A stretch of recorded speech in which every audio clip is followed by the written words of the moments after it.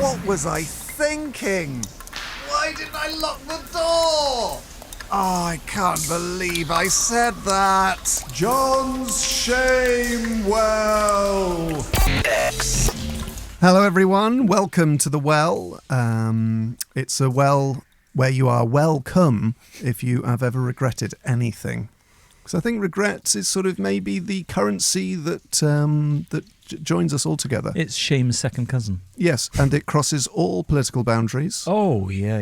Though I have to say, broadly, people on the right tend to regret less. Don't know why that is. Not a judgment call, but anyway. Do please include how you voted at last general election with all of your shame wells. The year was 1977. No, let me start that again. The year was 1997. Oh, big difference. Yes, please. The location was a leisure centre in the heart of Staffordshire. I was a 17-year-old boy at badminton club with a few of the other super cool dudes from sixth form. During a break in play, I decided to go to the little boys' room. Due to shoddy Staffordshire County Council planning, the toilets were located at the other end of the leisure centre. After what can only be described as a top 10 wee, brackets at the time, I headed back to the badminton court for more shuttlecock shenanigans.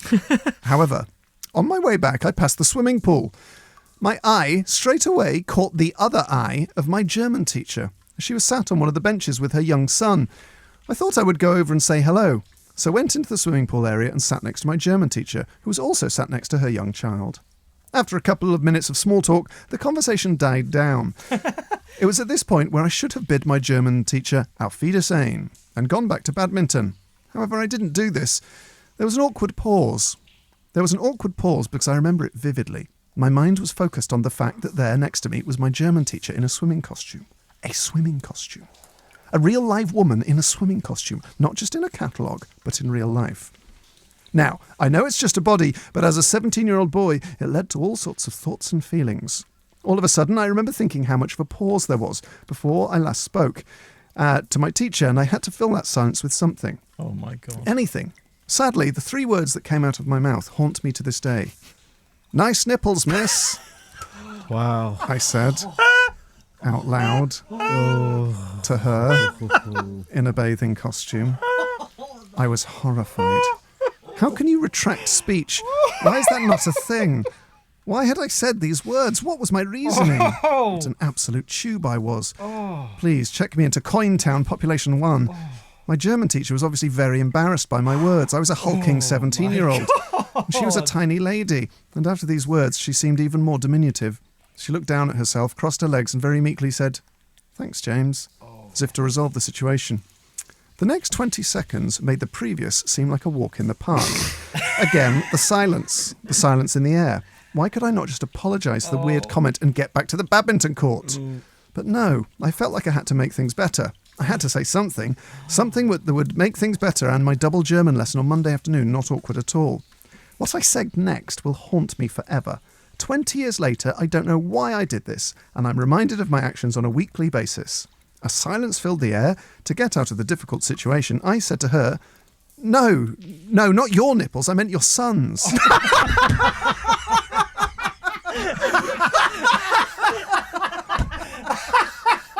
The whole incident in the swimming baths lasted about 60 seconds.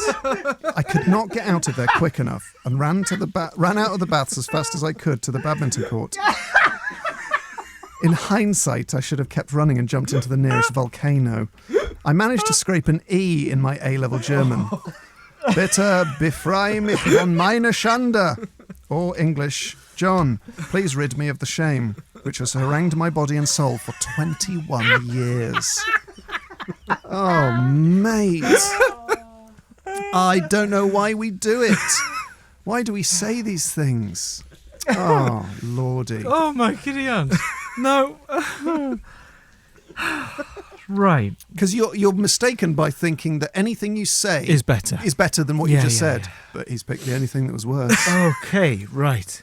Oh, I wonder if she still remembers that. Well, she definitely does. In that person's defence, I think if, you know, you're a teacher, you work with sort of 17-year-olds all the time, you know that shame is the currency of the teenager.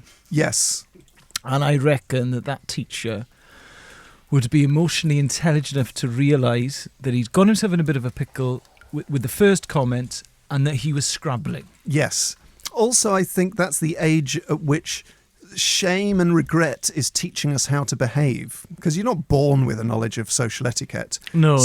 I would you can't say, inject it. No, I would say to that anonymous Shamewell provider, that incident has probably protected you from a dozen incidents that would have happened since. Excellent point. So the lesson has done its job. It made his 20s an absolute breeze, I would imagine. Yes. Because you're on the lookout. You're on the lookout. I would say that the teacher has almost definitely forgiven you and will put it down to those awkward moments. Because the thing as well is 17-year-olds do awkward things all of the time. Oh, yeah. So if you're a teacher with 30 years experience, it might be in the top 50. Yeah. But there's going to be so many to choose from. Yeah, and there was nothing mean-spirited about what you said. No, that's true. That's true. That is true.